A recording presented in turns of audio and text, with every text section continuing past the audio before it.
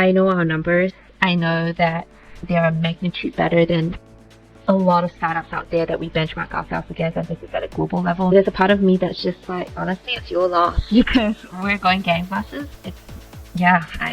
We'll get there regardless of whether you want to be part of our journey or not. Welcome to the Startup Palette Show. When you think of startups, you think of Silicon Valley. We're going to venture beyond the valley and paint a picture of the startup ecosystem, featuring diverse founders, investors, and operators. We'll hear about their origin stories that shaped them, the highlights, the lowlights, the best practice, and their visions for the future.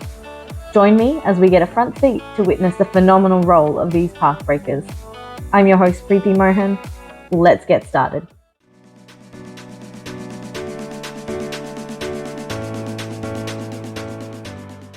Welcome to the Startup Palette Show. Today, we're joined by Dr. Angela Lim. She's a serial health tech entrepreneur and the founder of a fabulous company called Clearhead.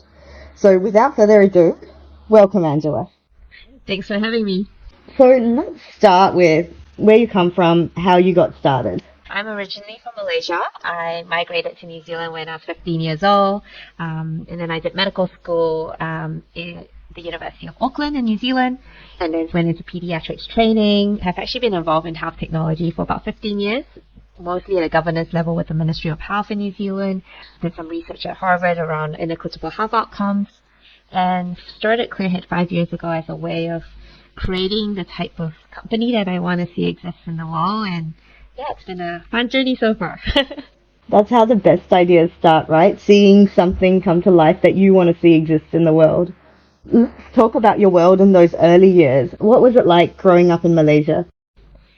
It was very academic focused, and I would just wake up at 4 a.m. every day, and I would take the school bus to Singapore, and I won't get home till about 7 or 8 p.m. in the night. And so you kind of make all your friends on the school bus, and the weekends is filled with tuition or extra classes, and so it's extra classes on math, on Mandarin, on every single subject you could think of. Growing up in Asia was very much just all I really focused on was really just studying. Did you always want to get into medicine? No. The truth is, I didn't really know what I wanted to do. I'm the first doctor in my family, both immediate and extended. And my family background is mainly entrepreneurs, and a lot of them sort of grew up in what I would consider abject poverty. You know, they had one meal a day, 7 of them slept in one room, and that was my mom's generation, and all of them sort of were able to become self-made billionaires in their own way, even though most of them also just kind of did up to primary school. So that was the sort of family background that I had. What was really interesting was I kind of stayed away from business because I thought that human politics in the business world was really off-putting, and I was I didn't want to have that in my life. And so I was always really passionate about science, especially around the brain. And so my first degree was actually in neuroscience. We sort of did research, and this 15 years ago around sort of stem cell research. It was really fun and exciting, but I kind of felt like being in the laboratory was kind of boring for me. So is that what brought you full cycle back to entrepreneurship? I think there are two types of people, right? One who kind of really embrace what their family background is, and one who run away from it and rebel against it. And I think I ran away from it for the first early days of my young adulthood, and then I think as I sort of figured out what it is that I was good at, what it is I was passionate about, it sort of led me back to entrepreneurship. Not by design, just kind of by sort of saying yes to the next thing, and then as you look backwards, the dots somehow connect. Do you think you took lessons from your family or your parents when it comes to entrepreneurship? I was that precocious kid that I would, I remember at 8 years old, I would insist on sitting at the adults' table, and I would listen to them talk about politics, about business. So the reason I didn't study business in university was it felt very intuitive. It felt just like something that I could just pick up by myself and not have to do a formal education on. So I think that a lot of the maybe in sort of instinctive decisions was probably partially through sort of this subconscious osmosis when I was younger. But I would say that a lot of the skills that makes me a good leader in running a product company, essentially what we're solving the problem on is that there is a huge demand for mental health support, and there's not enough people to provide it, to poor outcomes, that leads to long wait times. And so we designed using AI an ability to have access to care 24/7, and it's personalized to you, it's scalable. And so there are a few things that I've learned through being a doctor that helps me be a good leader in running this company. One is the ability to kind of really sit in the space and understand what is the problem.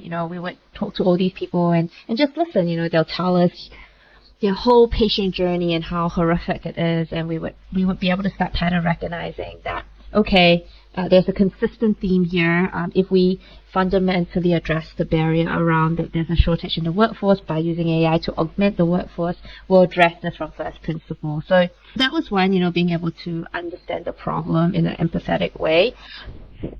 Then from being a leader perspective, being able to kind of recognize that when you work in the health system, you work as a team. It's very much, me as a doctor, I play the role in one component of the patient's care, but the nurses do their bit, the social workers do their bit, the occupational therapists do their bit, the radiologists do their bit. Everybody brings with them their specialization, but if you truly work together, then the patient has the best outcome. So when I think about building the company and all the different functions, again, it was taking that cross-disciplinary approach, recognizing that I don't want to be the smartest person in the room, but how can I make sure who's the best person to think about product, who's the best person to think about marketing, and bring them together. So I think that not explicitly my family background, but just I think more explicitly the stuff that I've learned through being a doctor. Teamwork is truly something that needs to exist everywhere, but particularly in healthcare. How was it putting together a team for a startup and getting everyone to believe and join your vision? We're 4.5 years old now. The first 2.5 years, we were a team of 4. There was me, my co-founder, Michael Connolly, who's a software engineer, and then we hired, a machine learning engineer and a front-end engineer. So there's basically 4 of us for the first 2.5 years. During that first period of Clearhead, what we were learning to do was try to find that product market fit, really understanding, well, yes, mental health and the ability to access good support is a problem that's huge and universal.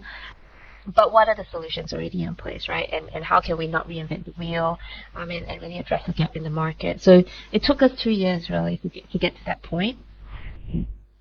And so it's funny now because, it's pretty much 50-50 now in terms of the technical team versus the non-technical team. So I think there's about 8 people on the non-technical team. And I was just reflecting on it today, when we were talking with one of my employees, it used to all be just me, because he was saying one of the things that has surprised him, he's been an intern at our company, and I asked him this question, what's one surprising thing you've learned being an intern here?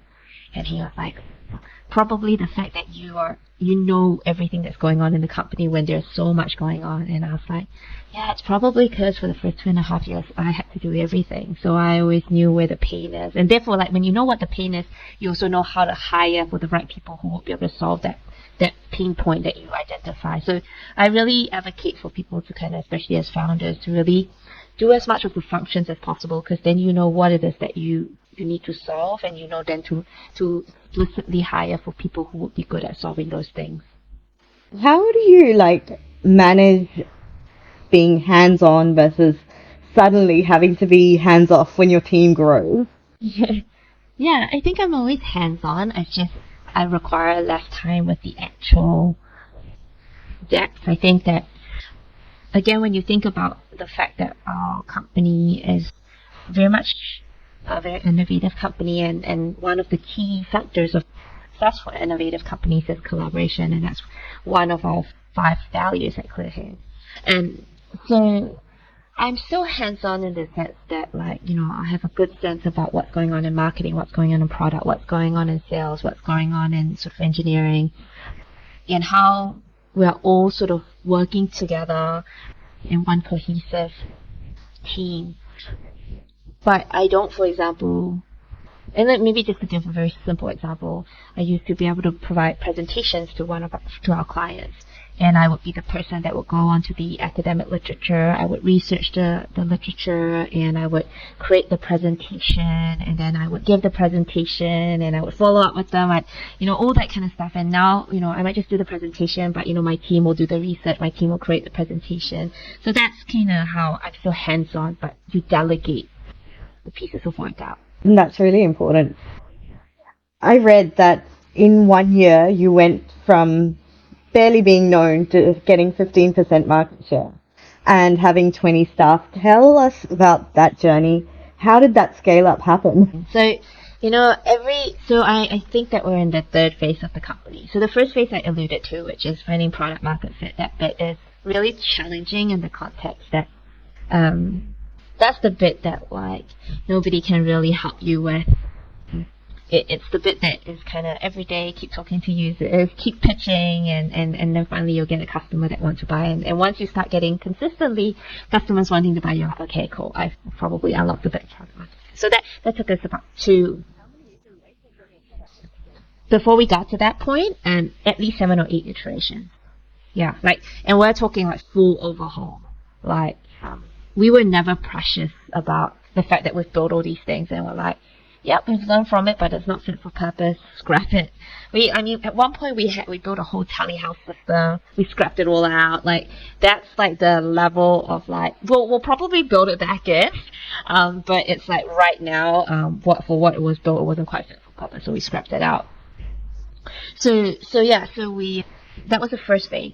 Then the second phase was around scaling, as your question, which is one of the things that I learned was when you're successful, it's even more like you're being punched in the face because everything's breaking. There's constantly not enough people to help with fixing problems and all that kind of stuff. So that was really challenging, and so we're now in the third phase, which is very much okay. We've built the foundation of how to scale up and support people really quickly. And now what does that mean to sort of really cut through the noise at a global scale? So that's kind of this third phase that we're entering. And one of the challenges that we faced when we sort of had rapid growth was around sort of, making sure that we maintain the quality standards that we promised. So I guess essentially what allowed us to scale that quickly was just that level of word of mouth. We built a really great product. We had such a high quality response, and then so people kept telling other people, and so it really felt like one day it felt like nothing was happening, and then the dam just opened, and then literally every single day, there was one day where every single day I was sending out 3 contracts a day. It was just insane. And so I think that if you truly understand the problem you're solving and you're doing a high quality product, that will be how you sort of grow. And I think that so much of startups is using other proxies. How much money have you raised? How many team members do you have? Or how much, money have you spent on ads so that you have what we call fake growth.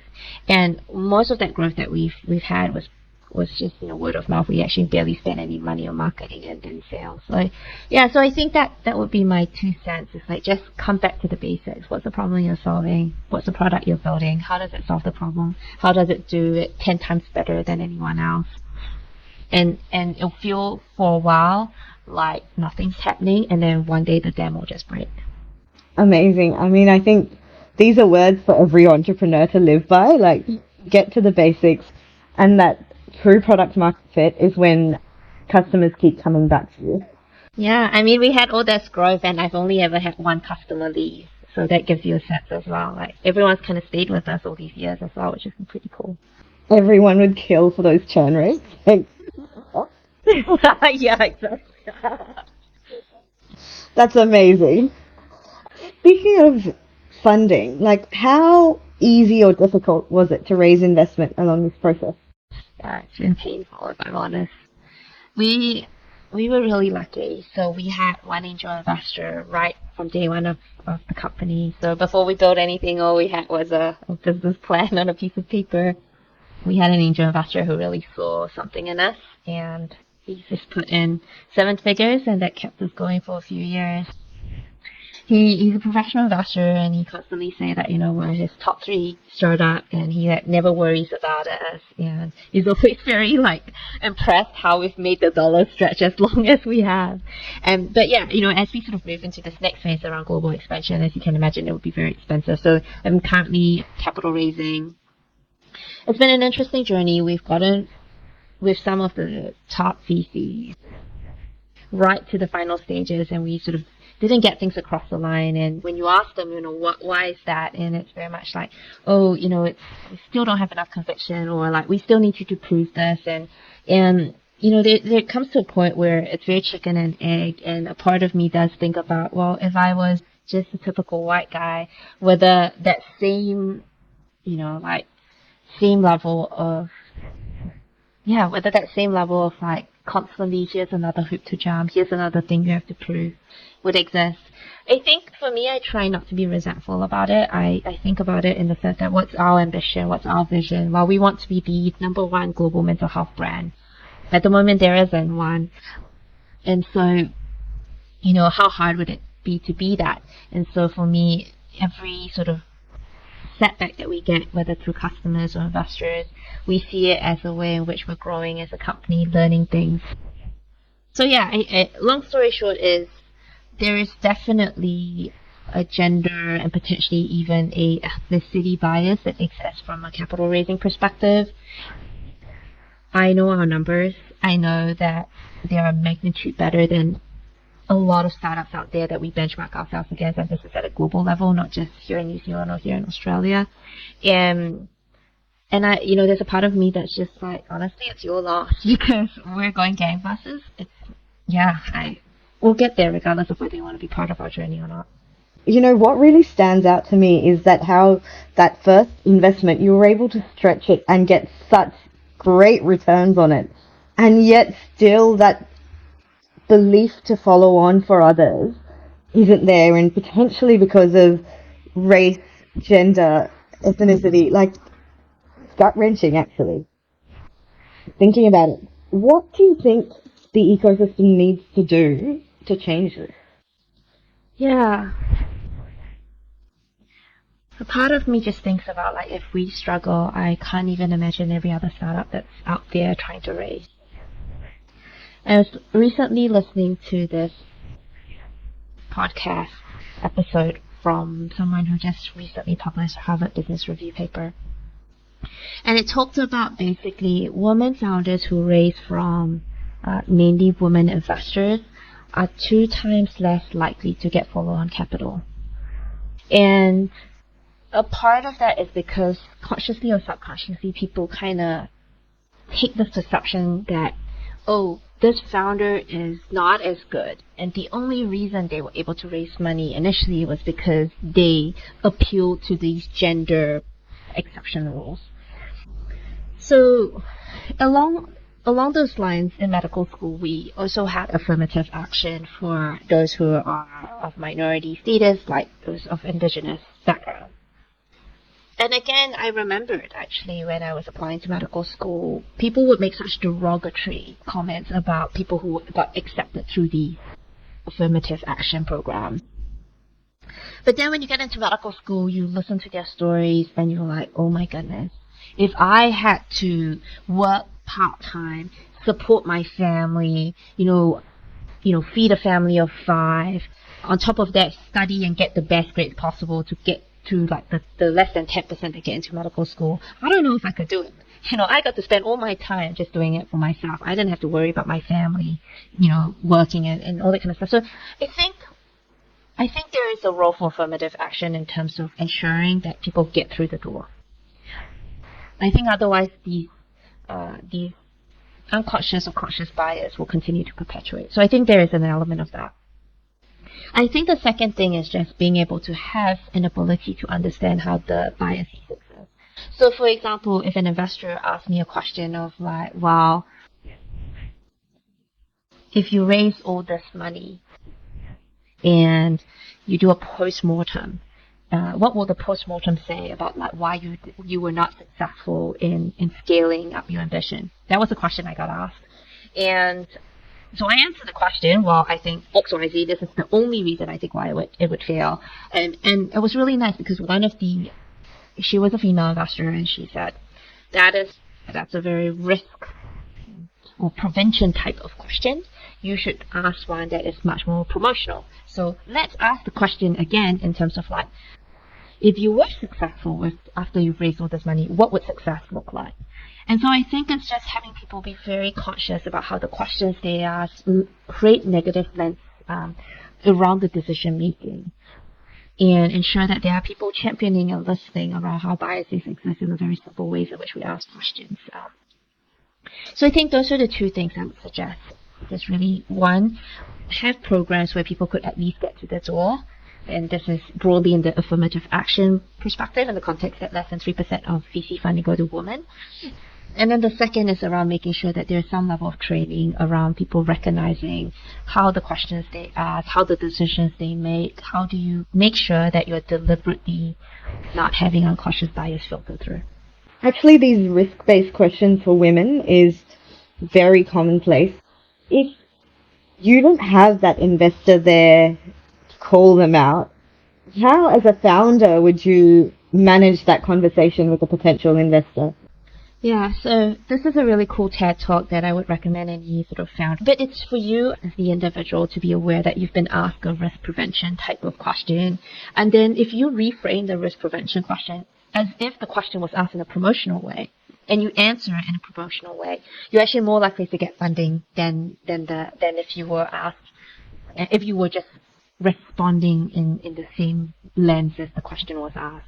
So in the context that until we are able to change the ecosystem and set in place more systemic frameworks, it still requires a lot of the individual to be the person that's resilient. And I think if we take a step back and use another analogy in the context of resilience, often we think about resilience in the context that individual has to have agency to stay well, and in sort of all the difficulties and uncertainty of the world. And what we know, for example, that true resilience is done in an ecosystem. So it's ensuring that the organizations you're part of, the support networks you're part of, all of those things form part of what will create resilience for the individual. But in the absence of all of that, it just means more of that onus is on that individual. And for some individuals, they are able to be resilient. They have enough within, and they might be able to learn fast enough. But then some people, we will fall through the cracks because of that. And these are the same philosophies that will occur in capital raising. There will be lots of really great founders out there who will never get funded. And it's not because the ideas were not great. It was just because the biases existed that meant that they were not able to kind of push through. Let's talk about a world where Clearhead is a unicorn. What comes next for you? Yeah, I mean, I think that, one of the things that I find quite interesting is that the startup world has become something that has a lot of hype associated with it. And I think with the new economic climate, that might change a little bit, where it's actually harder now to be an entrepreneur. And so you won't maybe have as many people sort of dabbling in it as you would otherwise in the good times. So being a unicorn is not kind of what we kind of benchmark ourselves against of what we're trying to achieve. I think for me, what would success look like in 10 years? It would be the fact that, like I said, we are that go-to brand. Whenever someone is not feeling great mentally, whenever they kind of want to be a higher performing individual and thrive and flourish in their craft, maybe it's them wanting to find balance in their life and they're trying to figure out how much they commit to their family versus their work and their ambition, that the place that they go will always be Clearhead. So I think if we continue to be top of mind for people, we continue to solve their problems, we continue to achieve outcomes. Let me share some outcomes with you. So for example, the statistics on counseling is, in terms of satisfaction rate, is about 46%. So it's equivalent to leaving things to chance. On Clearhead, it's 97.7%. We systematically design out why the therapy would not be effective, and kind of say, well, it's all about the matching, so how could we get that right? We reduced the wait time down from the public wait list of 6 months to 2 days. And we've done that in the context of, improving capacity that was previously hidden through, again, using technology and unlocking real-time availability. And all of these things we want to make sure we continue to stand by as we scale globally. So that's something that is very top of mind for me, as all that growth happens, and all that we continue to remember why we do what we do. And what's really interesting for me is we get feedback like, in the time it takes for someone to come onto Clearhead, find someone that would help them, be seen by that person, they're still waiting for a competitive product to kind of even get back to them. So that's the level of difference in quality of care that we provide. And as you grow, how do you continue to innovate while staying true to your customers? When you take investor money, you have to be really conscious of it. You sort of get to a point, you're trying to solve this problem. And you build a product that solves this problem, and there's some really great traction. Investors get excited. They said, that's great. Here's some money, do more of that. And you can very easily just keep doing the same thing because it worked for you for a while. But if you don't keep your eye on like what's next, then you're going to eventually be outcompeted by the next thing that comes. And so I think for us, around the question of like, how do you stay innovative? The first is like, we continue to always keep asking our customers, are we solving your problem? What other problems do you have that we're not solving? How do we continue to build adjacency around that? And then I think the fact that, like I said before, one of the number one factors of success for innovation is collaboration. And true collaboration where people feel psychologically safe to share their ideas, feel that they are empowered and have agency to take control and take ownership of the work, have the ability to have visibility of what they do and how that fits into the bigger picture. And so it's for the leaders to constantly be communicating that. Have people who are constantly one step ahead in the research, necessarily like looking at your competitors, because if you overly focus and index on that, you'll end up just building a version of the competitor. No, it's still being very clear around what's the problem we're solving, how do we measure that impact, and if that is constantly tracking in the right direction, then you're innovating in the product. So that would be sort of like my 2 cents on that. And that makes a lot of sense.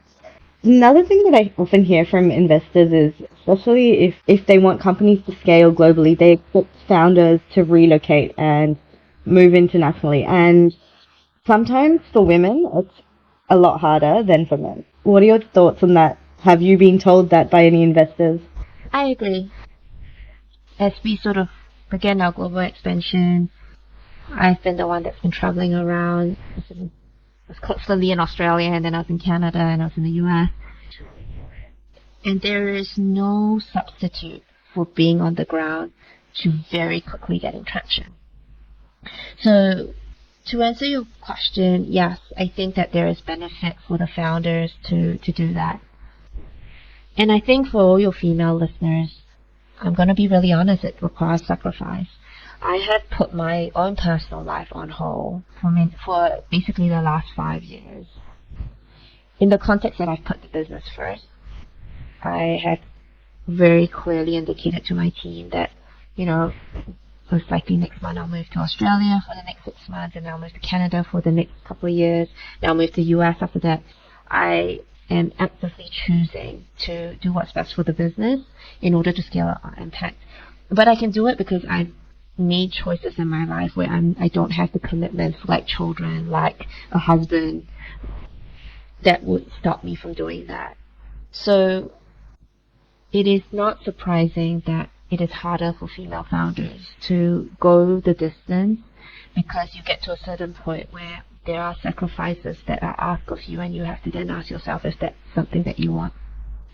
And it's a very conscious choice, and I want to be very transparent with your female listeners, because I don't want people to think that I have it all, because I don't. I make very active choice to sacrifice parts of my life, because this is the season of my life right now that I'm dedicating to. So does it feel like a real sacrifice, or Is it a way up of an option? Do I look at my friends and wish that I have some of the stability that they do in terms of relationships, in terms of just like maybe not so much the crazy emotional ups and downs that comes from running a business and having all that responsibility, both for the employees I hire as well as the people that get access to our support services. Yeah, there are times where I wish the grass was, I do see the grass is greener. And in an ideal world, I would like to have it all. So yes, it is a real sacrifice, is the way I would see it. And there are moments where I would ask myself, do I still want to do this? And there are moments where there is some resentment, but those moments are few and far between compared to the moments where I feel incredible satisfaction of the fact that we've been able to do things that people say was impossible, to kind of make the impact. We can have, which is what happened. The government comes to us one day and just like, we want you to supply therapy support to everyone in New Zealand who's been affected by the floods and cyclone. Can you do it? I'm like, yes. Like, because we've set up systems that makes it possible. And so, versus obviously a lot of times what you hear in the media is like, oh yeah, the government promises all these grants, but then you never see it for 3 months later. And so by them knowing us for our reputation, being able to kind of work with them to get timely support. So those are the moments which I anchor my on the days where I feel shit, basically, that I'm like, okay, well, but this is what I'm doing it for, because if I don't do it, who else will? And my team is beautiful. These are beautiful human beings that give me so much joy. And so in many ways, they are like my children. They are my stability that I have. That's just different, and it's just all about reframing it. That's beautiful. You've got a lot on your shoulders. How do you manage your own mental health?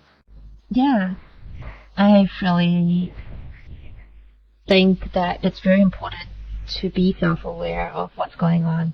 Don't let it fester. You might start to feel resentful about whatever situation you're in, and because it is hard and there are sacrifices. But if you don't recognize that you're feeling like that, then you're not going to do things to kind of contain it or explore it. So I spend a lot of time being very reflective of how I'm feeling, and I journal, I meditate every day, I go for a run a couple of times a week at least, I see my friends at least a couple of times a week. So I do a lot of the things that are just very basic stuff that anchors me in the real world outside of the bubble that I can be in. And I think when you take a step back and remind yourself that the things that happen to you, not all of it is in your control, and it's not the world trying to target you. If you listen to how other people live their lives, you're more likely to be able to kind of put a sense of perspective of what's going on. And so that's how I stay resilient on the ups and down days. And then when I'm not feeling so good, it's totally okay that I just stay in bed for a whole day and just watch Netflix and just let my team know I'm like not feeling great. And so I think it's not trying to say that I'm superhuman and I never feel bad, but it's just that I'm aware when I'm feeling bad, and I don't let it drag on. I kind of time box it, and I often say like, okay, sure, I've got some bad news, but I'll let myself feel sad for the rest of the day. Tomorrow's another day. That's kind of the way I think about it. I think that's so important, to give yourself that time and space to go through the emotions and actually reflect on it and come out the other side. Do you have a support network when it comes to business? Yeah, my family has been the most supportive through everything, and so I'm grateful for that. There's a cohort of female founders that I'm part of, and it's been really nice to kind of just know that sometimes when you're going through all these struggles, whether it's about employees, whether it's about customers, you hear how all these other female founders who are running very different businesses and other verticals going through something similar, and so you kind of work through it together. And of course, I also have friends who are male founders who have also been really great in terms of like, they're often maybe one step ahead of me, and so it's been really nice to kind of hear from them like, okay, well, here's what I'm going through, and so they kind of know what it is that I'm going through because they've just gone through it, and so they can kind of give really good advice. yeah, and then finally I just have like really amazing expert advisors that have been really supportive in providing their expertise. And yeah, I'm incredibly grateful. The success of Clearhead is never on the shoulder of my own, but it's a collective effort from everybody else who's provided us the goodwill in the journey. And I wish Clearhead like so much more success. I think it's going to be amazing, and what you're doing is so impactful. Before we finish up, one question I love to ask is, how much of your life do you feel you've created, curated, or chanced upon? Ooh. Probably a combination. I definitely have had a lot of no's in my life where doors have been shut, and my philosophy has been, if the door is shut, fine, look for the window. So I've created opportunities for myself that, even simple things like, getting to Harvard and stuff like that. It's not necessarily through the traditional route. So there's I'd say maybe I don't know, 40% of my life is just sheer pig-headedness and pushing through things and making things happen. And probably another 30% is just, being in the right place at the right time and not being afraid to say yes. So that's the chance component. And then 20% I guess is, I'm going to interpret curated in the context of knowing when to say no and knowing when to kind of say, okay, well, this doesn't add value in my life anymore, or I can't really make an impact here anymore, and to very deliberately say yes and no to opportunities that come your way. Especially as you get more successful, you'll be surprised. Everybody will try and knock on your door. I always try and give time at least for first meeting, because I know how many people have given me time for my first meeting with them. So I'll always do that much at least, but in terms of ongoing commitment, I'm very ruthless around how I spend my time and where I spend my time. That's incredible. Thank you so much, Angela, for being on the Startup Palette Show. Honestly, what an inspiration you are to so many women, and this was such a raw and honest talk. Really, really appreciated it, and I'm sure everyone listening will too. Thank you. Thanks for tuning in to the Startup Palette Show. If you had a blast listening to this episode, come on board and join our incredible cheer squad. Spread the startup love by sharing the episode with your friends, leave us a review, or drop us your valuable feedback, comments, or burning questions. Stay tuned for our next episode, where we'll shine the spotlight on another startup superstar. I'm Preethi Mohan, and I look forward to seeing you next time.